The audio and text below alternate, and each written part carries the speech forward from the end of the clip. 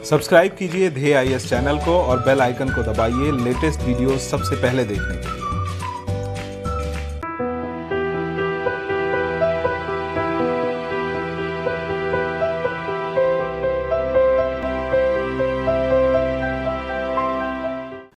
नमस्कार, मैं सुनील वर्मा ध्येय आईएएस टीम की ओर से आपका स्वागत करता हूं ध्येय टीवी पर। हम बात करेंगे डेली करंट अफेयर्स के अपने प्रोग्राम पर, जैसा कि हम प्रतिदिन करते आए। इस वीडियो में मैं दो टॉपिक डिस्कस कर रहा हूं। पहला जो टॉपिक है, इसमें हम बात करेंगे लक्षद्वीप के विषय में।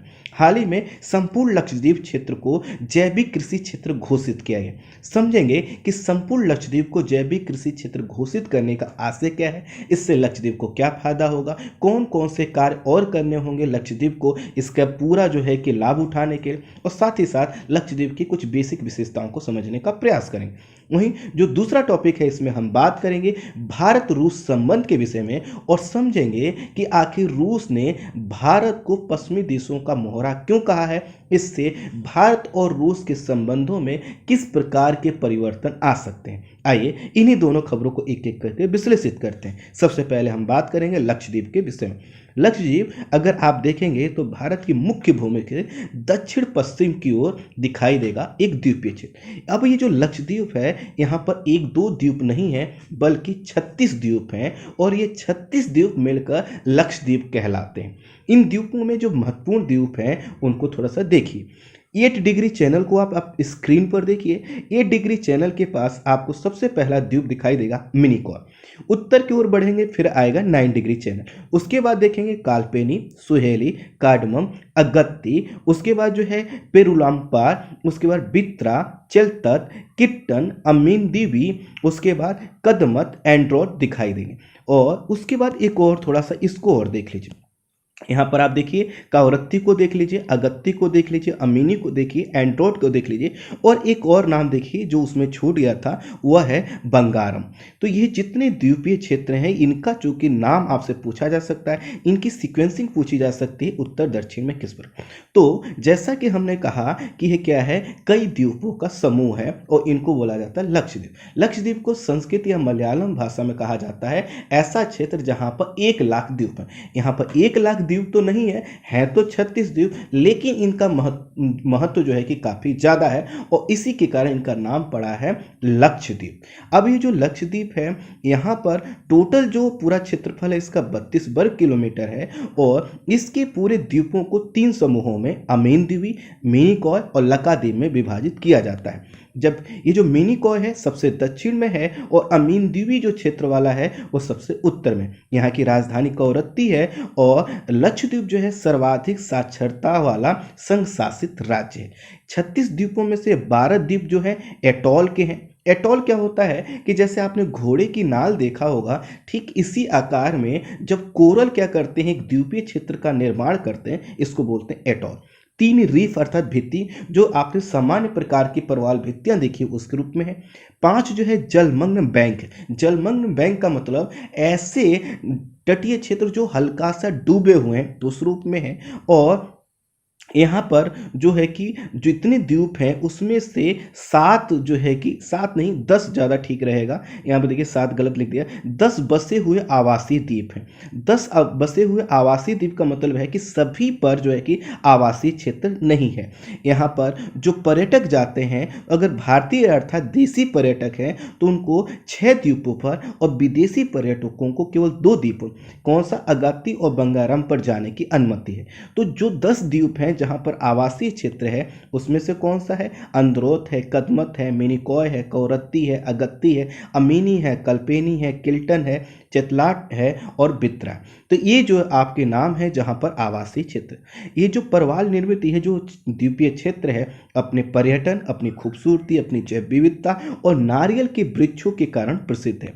यहाँ के निवासी केरल के निवासियों से मिलते जुलते हैं और इसका जुरिडिक्शन जो आता है वह उच्च न्यायालय के अधीन आता है। यहाँ की जो जलवायु है, तो आपका जो इसका अक्षांशीय विस्तार देखेंगे तो मैं आपसे उम्मीद करूँगा कि आप इसका अक्षांशीय विस्तार अगर आप मुझे बता सकते हैं तो ज़रूर बताइएगा। साथ ही साथ यह बताइएगा कि मैंने यहाँ पर लिखा है उष्णकटिबंधीय जलवायु क्षेत्र, लेकिन क्या इसको और किसी आप जलवायु क्षेत्र के अंतर्गत रख सकते हैं या नहीं रख सकते, आप मुझे बताइएगा।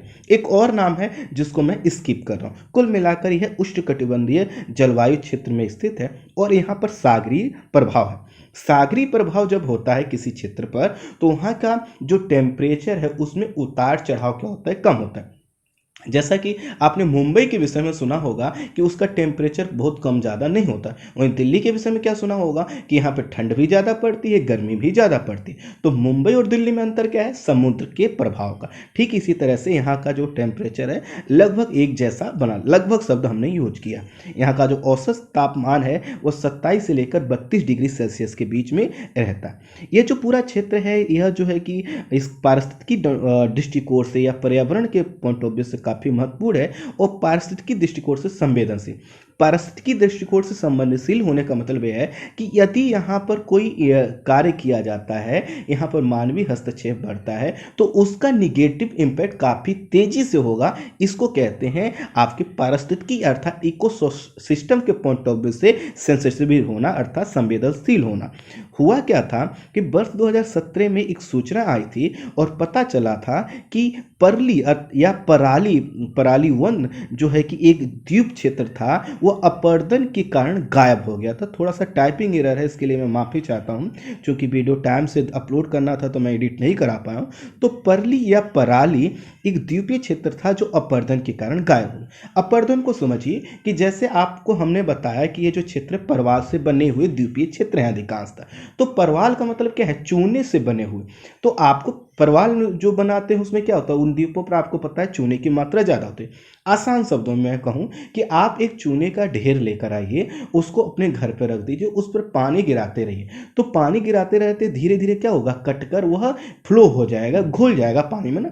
ठीक इसी तरह से ये जो द्वीपीय क्षेत्र हैं यहाँ पर क्या होता है, जब आप कृषि करते हैं, यहाँ पर इंफ्रास्ट्रक्चर बनाते हैं, तो यहाँ की जो थोड़ी बहुत ठोस मिट्टी है, जो यहाँ की वनस्पतियाँ हैं, जो यहाँ के पेड़ पौधे, जब उनको आप हटा देते हैं तो क्या होता है, मिट्टी कटने लगती है और कट कर वह समुद्र में मिल जाती है। इसी को बोलते हैं अपर्दन। एक शब्द और सुना होगा ना आपने, अपक्षय। अपक्षय का मतलब क्या होता है कि किसी भी मिट्टी, चट्टान, पत्थर, किसी भी चीज का अपने स्थान पर टूटना। लेकिन अपर्दन का मतलब क्या है, जो टूटा हुआ भाग है उसका एक स्थान से दूसरे स्थान पर जाना। कुल मिलाकर अपर्दन के कारण ये गायब हो गए। इसी के कारण ये लंबे समय से यह जो क्षेत्र है, पराली द्वीपीय क्षेत्र है, ये जल प्लावित हो गया। तो यहाँ पर चिंता उत्पन्न हुई और कहा गया ये तो काफ़ी खतरनाक कंडीशन है। अगर यहाँ पर इसी प्रकार की एक्टिविटी होती रही तो ये पूरा लक्षद्वीपी क्षेत्र अधिकांशतः यहाँ पर प्रवाल से बने हुए द्वीपीय क्षेत्र समाप्त हो जाएंगे। इसके बाद यहाँ की सरकार ने कहा कि नहीं, हमें इसको बचाने का प्रयास करना चाहिए। और प्रयास करने के ही क्रम में एक बहुत अच्छी चीज़ हो गई। अच्छी चीज़ क्या हुई है मैं आगे बताऊंगा। बस ये समझिएगा कि वर्ष 2017 से इन्होंने प्रयास किया और प्रयास जो किया है उसी का इम्पैक्ट आया। हाल ही में एक अच्छी सूचना सामने आई है। वो सूचना यह है कि केंद्र सरकार की भागीदारी गारंटी प्रणाली अर्थात जो है कि पार्टिसिपेशन गारंटी स्कीम के तहत संपूर्ण लक्षद्वीप को एक जैविक क्षेत्र घोषित कर दिया गया।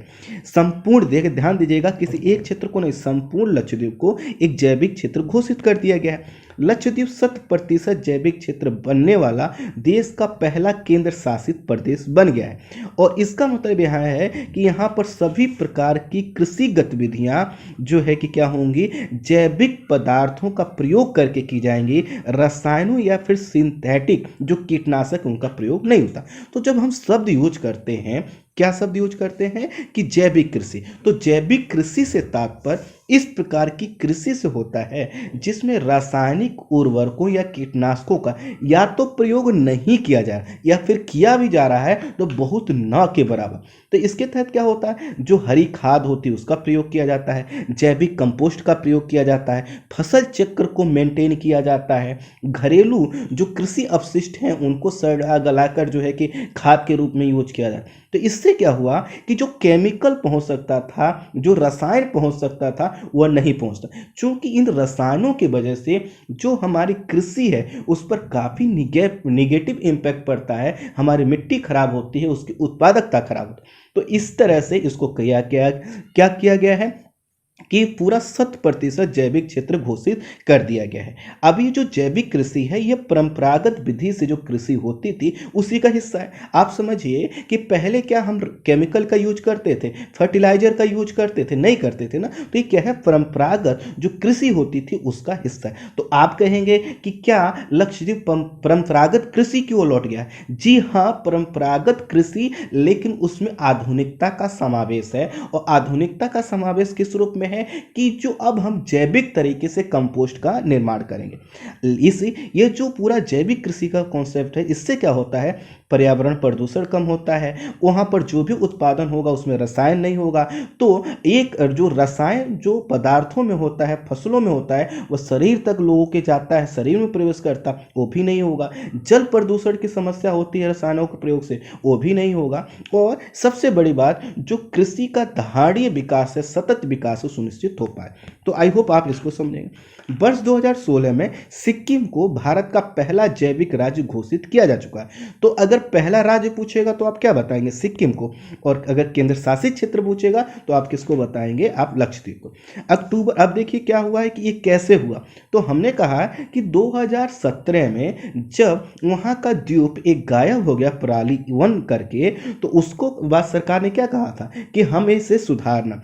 तो अक्टूबर 2017 में ही लक्षद्वीप प्रशासन ने सभी द्वीपों को रासायनिक मुक्त क्षेत्र बनाने के उद्देश्य से सभी प्रकार के कृषि रसायनों के बिक्री और उपयोग पर प्रतिबंध लगा दिया था। अर्थात न बिक्री होगी और ना ही इसका उपयोग होगा। इसके बाद यहाँ की सरकार ने उन विधियों को बढ़ावा दिया जिनको हम जैविक कृषि बोलते हैं, और उसी के कारण क्या हुआ है, उनको यह दर्जा मिला हुआ है। अर्थात उन्होंने एक द्वीप पर जब ऐसा देखा कि नेगेटिव इम्पैक्ट पड़ रहा है, उसी के बाद से तुरंत जो है कि एक्शन लिया, और तुरंत एक्शन लेकर जो वहाँ पर नेगेटिव इम्पैक्ट पड़ सकता है उसको रोका। तो जब वह जैविक कृषि को बढ़ावा देने लगे, वहाँ पर जैविक कृषि का उत्पादन होने लगा, तो इसके बाद लक्षद्वीप कृषि विभाग ने केंद्रीय कृषि एवं किसान मंत्रालय को क्या किया, पर एक जो है कि सूचना दी, और सूचना यह दी कि पूरे प्रदेश के भौगोलिक क्षेत्र को जैविक क्षेत्र घोषित किया जाए। यह इन्होंने प्रस्ताव रखा। केंद्रीय कृषि एवं किसान कल्याण मंत्रालय ने जैविक कृषि को प्रोत्साहन देने संबंधी योजना के तहत परीक्षण किया और प्रमाणित किया, और फिर उसके बाद संपूर्ण क्षेत्र को जैविक क्षेत्र घोषित कर दिया। अब लक्षद्वीप को जैविक कृषि क्षेत्र केंद्र सरकार के भागीदारी गारंटी प्रणाली के तहत घोषित किया गया। ये पूछा जा सकता है, इसको ध्यान रखें। तो ये जो पीजीएस होता है, जैविक उत्पादों को प्रमाणित करने की एक प्रक्रिया है जो ये सुनिश्चित करती है कि कृषि उत्पादन निर्धारित गुणवत्ता के मानकों के अनुसार ही हो रहा है। यहाँ पर यह भी ध्यान देना आवश्यक है कि पीजीएस कृषि गतिविधियों से ही संबंधित है। फसल के उत्पादन, प्रसंस्करण, पशुपालन और ऑफ फार्म प्रसंस्करण पर ही लागू होता है। अर्थात यहाँ पर जो मैन्युफैक्चरिंग है उस पर यह लागू नहीं होता, और यह उन किसानों और समुदायों को ही दिया जाता है जो एक क्षेत्र विशेष में जैविक कृषि करते हैं। तो इसी के तहत दिया गया। अब यहाँ लक्षद्वीप को जब जैविक टैग प्राप्त हो गया है, तो यहाँ के जो कृषि उत्पाद हैं इनकी क्या होगी, मांग बढ़ेगी, मूल्य भी बढ़ेगा, क्योंकि जैविक जो उत्पाद होते हैं महंगे बिकते हैं, क्योंकि उत्पादन कम होता है। प्रारंभ में उत्पादन कम होता है, आगे ज़्यादा होता है, लेकिन इनका जो मांग ज़्यादा होती है, मूल्य ज़्यादा होती है। इससे क्या होगा, यहाँ के किसानों को फायदा हो। यहाँ की जनसंख्या की आय का जो महत्वपूर्ण स्रोत है वह है नारियल और उससे बने उत्पाद। तो इसकी भी क्या होगी, मांग बढ़ेगी, मार्केटिंग बढ़ेगी, आय बढ़ेगी, और पूरे क्षेत्र का विकास सुनिश्चित हो पाएगा, क्योंकि पूरे लक्षद्वीप में क्या होता है, नारियल की ही के ऊपर इनकी जो जनसंख्या वो काफ़ी ज़्यादा निर्भर है। इसी के साथ साथ लक्षद्वीप को केंद्र सरकार के एक जिला एक उत्पाद कार्यक्रम का भी लाभ मिलेगा। एक जिला एक उत्पाद का मतलब यह है कि केंद्र सरकार ये प्रयास करती है कि क्यों ना हर जिले को कुछ स्पेशलाइज्ड जो है कि एग्रीकल्चर प्रोडक्ट के रूप में पहचान दिया जाए। उससे क्या होगा, जो खरीदने वाले लोग हैं या उनको बेचना क्या हो जाता, आसान होता है। तो इसका भी इसको लाभ मिलेगा। हमें ये भी समझना होगा कि लक्षद्वीप का जो प्रमुख कृषि उत्पाद नारियल है, लेकिन इसकी एक लिमिटेशन ये है कि वर्ष भर नारियल का उत्पादन नहीं होता। मई से दिसंबर के बीच ये ठहर सा जाता है इसका उत्पादन, और इसका जो प्रसंस्करण की तकनीकी है और जो है कि भंडारण है, ये सभी चीज़ें क्या होती है, रुक सी जाती है। इसलिए हमें यह प्रयास करना होगा कि यहाँ पर जो नारियल का उत्पादन होता है उसका साल भर तक उसका यूज हो सके, उत्पादन ज़्यादा हो, भंडारण ज़्यादा हो, तकनीकी का यूज किया जाए, उससे कई तरह के बाई प्रोडक्ट बनाए जाए, उनका पूरा एक मार्केटिंग चेन विकसित किया जाए, तभी क्या होगा, इसका लाभ मिल पाएगा, अन्यथा लाभ नहीं मिल पाएगा। जैसा कि हमने बताया कि इस विधि को अपनाने से क्या होता है, पर्यावरण प्रदूषण कम होता है। लेकिन अभी हमें ये समझना होगा कि बहुत से लाभों के बावजूद भारत में कृषि पर निर्भरता है लोगों की। इसके कारण वह अधिक से अधिक उत्पादन का प्रयास करते हैं, इसके लिए रसायनों का प्रयोग करते हैं। इसलिए हमें यह ध्यान देना होगा कि लक्षद्वीप और सिक्किम से आगे बढ़कर हमें जैविक कृषि को जो है कि बढ़ावा देना होगा। इसके संदर्भ में किसानों को जागरूक करना होगा। International federation of organic culture movement के अनुसार जैविक कृषि को अपनाने वाले देशों की सूची में भारत का जो स्थान है 9वां है, जबकि हमें आवश्यकता है दूसरे और तीसरे स्थान पर आने की। अच्छा तो यह होगा कि संपूर्ण रूप से हम जैविक कृषि की ओर बढ़ें, लेकिन खाद्य सुरक्षा को सुनिश्चित करते हुए हमें करना होगा। किसानों के बीच इसे लोकप्रिय बनाने के लिए किसानों को शिक्षित करने की आवश्यकता है, इसके लाभों से परिचित करवाने की आवश्यकता है, और इन उत्पादों का उचित मूल्य दिलवाने की आवश्यकता है। तभी क्या होगा, ये प्रोत्साहन संभव हो पाए। अब हम बढ़ते हैं अपनी दूसरी खबर की ओर, और वह है भारत को रूस ने पश्चिमी देशों का मोहरा कहा। तो हुआ क्या है कि रूस ने भारत से अपने द्विपक्षीय रिश्तों को लेकर एक बड़ा बयान दिया है। रूस की सरकारी think tank Russian international affairs council के एक कार्यक्रम में रूसी विदेश मंत्री सर्गेई लावरोव ने कहा कि भारत पश्चिम की चीन विरोधी नीति का मोहरा बन गया। अर्थात पश्चिम के देश यहाँ पर खासकर कौन से देश, अमेरिका और जो नाटो समर्थित देश हो, और इसमें और कहें तो इसका कहने का मतलब है कि अमेरिका, कनाडा, ब्रिटेन, फ्रांस जैसे देशों के संग, तो उनका कहना है कि यह जो देश चीन विरोधी नीति अपनाते हैं, भारत उसका मोहरा बन गया। उन्होंने अपने बयान में कहा है कि पश्चिम देशों की चीन के खिलाफ लगातार आक्रामक और छलपूर्वक नीति का मोहरा भारत को बनाया जा रहा है, और भारत लगभग मोहरा बन भी गया है, ये रूस का कहना है। सर्गेई लावरोव ने कहा कि अमेरिका के नेतृत्व वाले पश्चिमी देशों के कारण रूस के साथ भारत की करीबी जो साझेदारी है और जो विशेष संबंध रहे हैं वह कमजोर हो रहे हैं, और अमेरिका के कारण भारत क्या हो रहा है, रूस से दूर होता जा रहा है। ये कोई और व्यक्ति नहीं कर रहा, वहाँ के विदेश मंत्री कह रहे हैं, तो इसको हमें थोड़ा गंभीरता से लेना है। सर्गेई लावरोव का कहना है कि अमेरिका और उसके नेतृत्व में चलने वाले पश्चिमी देश एक ध्रुवीय विश्व व्यवस्था को बहाल करना चाहते हैं। हालांकि मैं इनके इस स्टेटमेंट का जो भी इन्होंने बोला उसका समर्थन नहीं कर रहा हूँ, कारण क्या है आगे मैं बताऊंगा। तो उन्होंने कहा कि जो कि पश्चिमी के अमेरिका और उसके नेतृत्व वाले पश्चिमी देश एक ध्रुवीय विश्व व्यवस्था को बहाल करना चाहते हैं, लेकिन रूस और चीन इस एक ध्रुवीय व्यवस्था के अधीन नहीं रहेंगे, उनका यह कहना है। तो चलिए यहाँ पर इस बात को हम लोग काटते हैं। आपको पता है कि इस समय जो चाइना इमर्ज हो रहा है, आने वाले कुछ समय में वह क्या है, सामने सामने अमेरिका को टक्कर देगा। तो अगर हम वैश्विक व्यवस्था को समझें तो वैश्विक व्यवस्था अभी ज़्यादा बहुध्रुवीय है, क्योंकि शक्ति का केंद्र अब अमेरिका के पास उस तरह से नहीं रहा है जो 1950 या फिर कहें 1990 के दशक में हमें दिखाई देता था।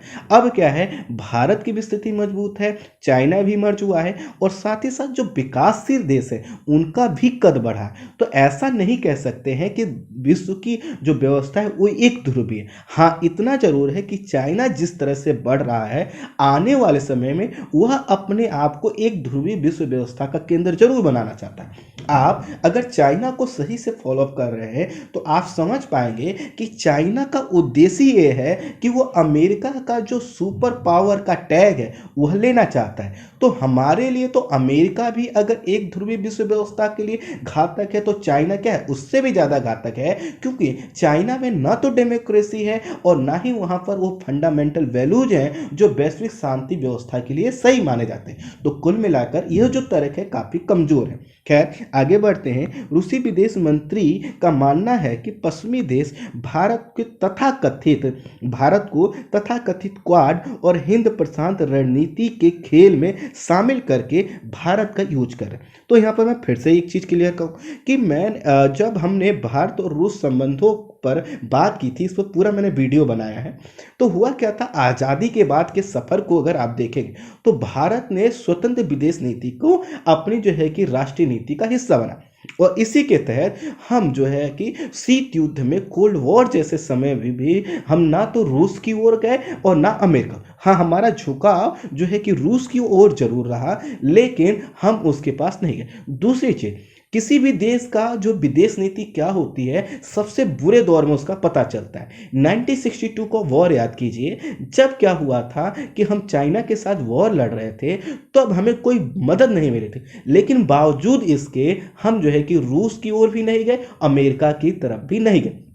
इससे क्या पता चलता है कि भारत हमेशा क्या करता है, स्वतंत्र विदेश नीति का हिस्सा अपनाता है, न कि वह किसी देश के पक्ष में जाता है। आपको जानकर आश्चर्य होगा कि 1962 के वॉर में, युद्ध में, रूस ने जो है कि तटस्थता की नीति अपनाई थी, जबकि उससे पहले हमारे संबंध काफ़ी अच्छे रहे थे। बाद में भी संबंध अच्छे रहे। 1971 के बांग्लादेश को जो है कि स्वतंत्र कराने में जो भारत की भूमिका थी, उसमें रूस ने साथ दिया, लेकिन उसने जो है कि समझा था कि 1962 के वॉर में क्या होगा कि भारत को जब चुनौती मिलेगी तो वह किसके, रूस की ओर हो जाएगा, लेकिन भारत ने ऐसा नहीं किया।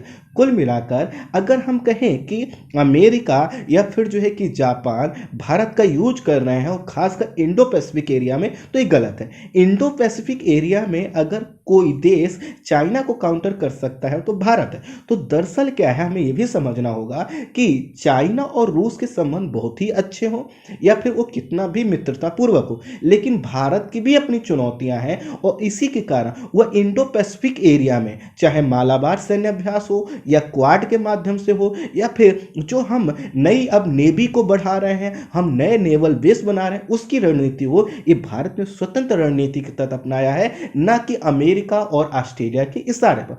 ऐसा इस वजह से है क्योंकि अगर भारत को ऐसा करना होता तो भारत में सबसे बुरे दौर में क्या होता, अब तो भारत काफी मजबूत है। तो कुल मिलाकर इस तर्क में भी बहुत मजबूती नहीं है। खैर आगे बढ़ते हैं। इनका अर्थात रूसी विदेश मंत्री का मानना है कि इस वक्त पश्चिमी देश, खासकर अमेरिका, भारत, रूस सैन्य और जो है कि तकनीकी सहयोग को कमजोर कर अपना लाभ और हिस्सेदारी बढ़ाना चाहते हैं। तो इस बात पर मैं थोड़ा सहमत हो सकता हूं कि अमेरिका और अन्य जो पश्चिमी देश हैं वह जो है कि भारत के साथ जो सैन्य करार है उसको बढ़ाना चाहते हैं, तकनीकी जो करार है उसको बढ़ाना चाहते हैं। लेकिन हमें यह भी समझना होगा कि किसी भी देश की निर्भरता किसी एक देश पर नहीं रह सकती। जैसे कि हमारा जो पूरा डिफेंस है उसमें अगर देखें तो लगभग 56% डिफेंस इक्विपमेंट जो हमें प्रदान करता है वो रूस करता है। तो भारत ने अब विदेश नीति अपनाई है कि क्यों ना हम अन्य देशों से भी क्या करें, डिफेंस के इक्विपमेंट को आयात। इससे क्या होगा कि भारत के पास कई विकल्प रहेंगे। और आपको मैंने अभी कुछ दिन पहले ही बताया था कि मिग विमान के जो सीरीज के विमान है, ये तो इनको उड़ता हुआ ताबूत बोला जाता है। बावजूद उसके हमने अभी चाइना के साथ जब हमारा तनाव चल रहा था कुछ माह पहले ही हमने कहा कि 21 नए मिग विमान खरीदेंगे, जबकि हमारे पास बहुत अच्छे विमान खरीदने के विकल्प थे। तो इससे क्या पता चला कि भारत और रूस जो है कहीं ना कहीं एक दूसरे की आवश्यकता समझते हैं, और भारत ने हमेशा रूस के साथ अपने संबंधों को मजबूती दिया है, उसको प्रायोरिटी दी है। हाँ, इतना जरूर है कि हमेशा एक पर निर्भरता नहीं रखी जा सकती, और उसी के तहत भारत ने ऐसा किया। लेकिन यह नहीं कहा जा सकता कि इसमें सिर्फ और सिर्फ पश्चिमी देशों का इंटरेस्ट है। इसमें यह भी कहा जा सकता है कि भारत की जो आवश्यकताएं हैं अब वह थोड़ी बदल रही। खैर, इन्होंने आगे क्या कहा, इंडो पैसिफिक क्षेत्र में अमेरिका की बढ़ती सक्रियता का, जैसा कि आपको पता है, रूस पहले विरोध करता आया है। इस कारण वह क्वाड को भी जो है कि गलत। क्वाड क्या है आपको पता है, अमेरिका, जापान, ऑस्ट्रेलिया और भारत का एक ग्रुप है। तो क्वाड का भी ग्रुप मानता है, और भारत ने इसी के कारण क्वाड में बहुत ज़्यादा सक्रियता नहीं दिखाई थी। रूस का मानना है कि जो क्वाड का कॉन्सेप्ट है वह चीन को घेरने और रूसी प्रभाव को कम करने और अमेरिका की एक ध्रुवीय व्यवस्था का हिस्सा है। वहीं जो क्वाड के देश हैं उनका कहना है कि नहीं, यह क्या है, इंडो पैसिफिक एरिया में जो चीन की आक्रामकता है उसको रोकने का। आप देखिए, चाहे साउथ चाइना सी को ले लीजिए या फिर जो है कि ईस्ट चाइना सी को ले लीजिए, चीन यहाँ पर क्या करता है, हमेशा अपने नियम बनाता है, ना कि वह अंतर्राष्ट्रीय नियमों को फॉलो करता है। तो यहाँ पर जो छोटे छोटे देश हैं उनके सुरक्षा के लिए, अंतर्राष्ट्रीय नियमों का पालन करवाने के लिए, चीन की बढ़ती हुई आक्रामकता को रोकने के लिए अगर किया जाता है तो हमें नहीं लगता कि यह क्या है, कहीं अमेरिका की एक ध्रुवीय व्यवस्था का हिस्सा है। एक ध्रुवीय व्यवस्था का हिस्सा तब होता जब हम अमेरिका के अधीन होकर कार्य करते, उसकी राष्ट्रीय नीतियों के हिसाब से कार्य करते। हम क्या कर रहे हैं, अपनी राष्ट्रीय नीतियों के अनुसार, जब हमें लगा कि क्वाड को मजबूत करना चाहिए, आगे बढ़ाना चाहिए, तभी हमने किया। जब उसने कहा, अमेरिका ने कहा, तब हमने नहीं किया। तो कहीं ना कहीं यह जो दिखाई देता है कि यह बहुत ज़्यादा सॉलिड तर्क तो नहीं है, लेकिन हाँ, हमारे रूस के अच्छे संबंध है, इसलिए उसके हर जो है कि आपत्ति पर हमें कहीं ना कहीं विचार करने की आवश्यकता है। आपको पता है कि मालाबार सैन्य अभ्यास जो होता है, इसमें हम लोग जापान को पहले शामिल नहीं करते आए थे, ऑस्ट्रेलिया को भी हम लोग शामिल नहीं करते आए थे। प्रयास ये कर रहे थे कि चीन से भी हमारे संबंध जो है कि खराब ना हो, तो हम तो चीन को भी लेकर क्या कर रहे थे, कहीं ना कहीं उसकी चिंताओं को समझ रहे थे। लेकिन जब क्या हुआ, चीन ने अपनी आक्रामकता भारत के सीमा के क्षेत्र के संदर्भ में ही दिखाया, तो भारत को लगा कि नहीं, अब समय आ गया है कि जब चीन की आक्रामकता को रोकने की जरूरत है, नहीं तो क्या करेगा, वो अंदर की ओर बढ़ा। अमेरिका जो है इस गठबंधन, चाहे वो क्वाड का हो या मालाबार के संदर्भ में, यह कहता आया है कि ये कोई गठबंधन नहीं है, बल्कि ऐसे देशों का समूह है जो साझा हितों एवं मूल्यों से संचालित होते हैं और रणनीतिक रूप से हिंद प्रशांत क्षेत्र के में नियम आधारित व्यवस्था को मजबूत रूप में रुचि रखते हैं। अर्थात अमेरिका भी ये नहीं कहता है कि यह रूस या चाइना को काउंटर करने का प्रयास है। तो ये मान सकते हैं कि एक क्या है, डिप्लोमेटिक लैंग्वेज है। लेकिन अमेरिका यहाँ पर इतना मजबूत अगर हो पाया है तो इस वजह से, क्योंकि उसकी उपस्थिति पहले से थी। ऐसा नहीं है कि यहाँ पर उसकी उपस्थिति अब ज़्यादा होगी, पहले से उपस्थिति थी, बस उसने क्या किया है, अब कुछ देशों को साथ लिया, और जो से देश साथ भी अमेरिका के आए हैं वह अपने राष्ट्रीय हितों को देखते हुए आए हैं। तो यहाँ के जो रूस के विदेश मंत्री लवारोव का मानना है कि संयुक्त राष्ट्र सुरक्षा परिषद के बाहर G20 एकमात्र संगठन है जहां हितों के संतुलन के आधार पर संतुलित तरीके से जो है कि व्यवहार किया जाता है और बहुध्रुवीयता को कायम रखा जाता है। इस बात पे हमें भी कोई आपत्ति नहीं है, क्योंकि G20 को हम मानते हैं कि वो ज़्यादा क्या है, प्रोग्रेसिव है, वहाँ पर जो वैश्विक नेतृत्व की भागीदारी हो ज़्यादा सुनिश्चित हो पाती। रूस के भारत के संदर्भ में दिए गए इस बयान से स्पष्ट हो जाता है कि इस समय रूस और चीन का जो गठजोड़ है वो मजबूत नहीं है, अत्यधिक मजबूत है, जिसके कारण रूस जानबूझकर चीन की आक्रामकता को नज़रअंदाज कर रहा है। पिछले 8 माह से चीन और भारत के बीच में जो तनाव बढ़ा है, अगर जो है कि रूस उसकी गंभीरता को समझता, चीन की नीतियों को समझता, तो आज यह स्टेटमेंट वह ना देता। चीन की आक्रामकता और विस्तारवादी नीति के कारण ही क्या हुआ है, दोनों देशों में तनाव बढ़ा। ये सिर्फ दो देशों का तनाव नहीं है, बल्कि यह लोकतंत्र और साथ ही साथ एक विस्तारवादी जो कि साम्राज्यवादी एक हित का जो है कि टकराव है। अब इतने होते हुए भी मैं आपको बताऊं कि अक्टूबर 2018 में भारत ने अमेरिकी प्रतिबंध लगाए जा सकने की ट्रंप प्रशासन की चेतावनी की परवाह किए बिना भी S-400 वायु रक्षा मिसाइल प्रणाली की 5 यूनिट खरीदने के लिए लगभग 5 जो है कि अरब डॉलर का सौदा किया था रूस से। तो अगर हम जो है कि अमेरिका को इस तरह से फॉलो अप करते तो हमने ये समझौता नहीं किया होता। रूस ने पिछले कुछ महीने में कई बार भारत और चीन के बीच सीमा विवाद को शांत करने की कोशिश जरूर की, लेकिन वह चीन पर कोई दबाव बनाने में असफल रहा। यहाँ का मतलब यह लाइन इसलिए मैं बता रहा हूँ ताकि आप समझ सके कि जो चाइना है वह रूस से ज़्यादा मजबूत हो गया है। इस चीज़ को रूस नहीं समझ रहा। रूस अभी एक जो है कि एक पावर के रूप में अमेरिका को जरूर देख रहा है, लेकिन आने वाले समय में यही चाइना देखेगा, रूस को भी क्या करेगा, दबाने का प्रयास करेगा, क्योंकि चाइना का जो पूरा कॉन्सेप्ट है वह अपने आप को सुपर पावर घोषित करना चाहता है। आपको याद हो कि कुछ समय पहले संघाई सहयोग संगठन की बैठक हो रही थी, उसमें यह कहा गया, कई समीक्षक भारतीयों ने कहा कि यहाँ पर जो हमारे रक्षा मंत्री और विदेश मंत्रियों का जाना है नहीं जाना चाहिए, और हमें इस जो पूरा यह बैठक और इसका बहिष्कार करना चाहिए क्योंकि वहाँ पर चीन भी उपस्थित हो। लेकिन चूंकि इसकी अध्यक्षता रूस कर रहा था तो भारत ने रूस का मान रखने के लिए, रूस का सम्मान रखने के लिए वहाँ पर जो है कि अपनी भागीदारी सुनिश्चित की। बावजूद इसके रूस इतना भी दबाव नहीं डाल पाया कि वह चीन को काउंटर करे। और कहीं ना कहीं इससे यह पता चलता है कि रूस भले ही कुछ भी कहे लेकिन कहीं ना कहीं जो चाइना का प्रभाव है वो उस पर ज़्यादा हो गया।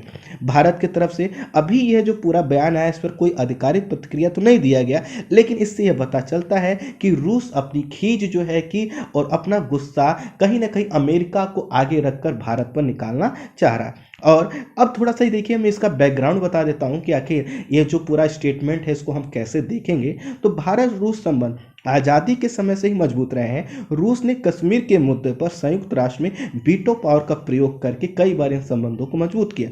1955 में सोवियत संघ के राष्ट्रपति खुश्चेव ने विवादित भूभागों अर्थात पुर्तगाली अधिकृत जो क्षेत्र थे उसमें भी भारत का पक्ष लिया था। जैसा कि मैंने बताया कि भारत चीन युद्ध के समय संबंधों में गिरावट जरूर आई थी, लेकिन 1965 के भारत पाक युद्ध में, 1971 के जो है कि बांग्लादेश की आज़ादी के समय क्या किया था, रूस ने भारत का पक्ष लिया था और संबंधों को मजबूत किया था।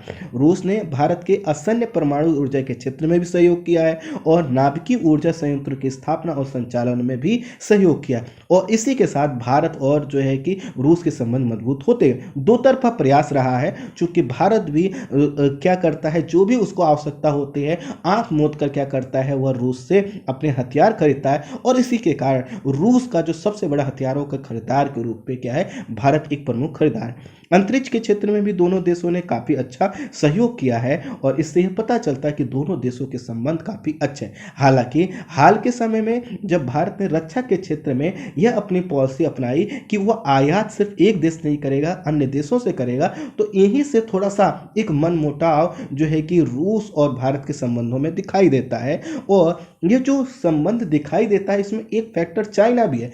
चाइना ने जैसे जैसे भारत के खिलाफ एग्रेशन दिखाया है, भारत और अमेरिका की ने जो है कि नज़दीकी बढ़ी है और उसी के लगभग रेशियो में जो है कि रूस से दूरी बढ़ती है। तो जो बात रूस कह रहा है इसको कई समीक्षक भारत के संबंध में पहले कहते आए, लेकिन कुछ यहाँ पर जो इंटरप्रिटेशन है रूस का वह गलत है और अतार्किक है। इस वजह से अतार्किक है क्योंकि भारत अभी भी रूस को अपने सबसे अच्छे मित्रों के रूप में जानता है, मानता है। और इसके पीछे का कारण क्या है कि इनके संबंध हमेशा एवरग्रीन रहे, जबकि अमेरिका के साथ भारत के संबंध हमेशा एवरग्रीन नहीं रहे। आई होप आप पूरे टॉपिक को समझ पाए होंगे। इस वीडियो में इतना ही। Thank you so much.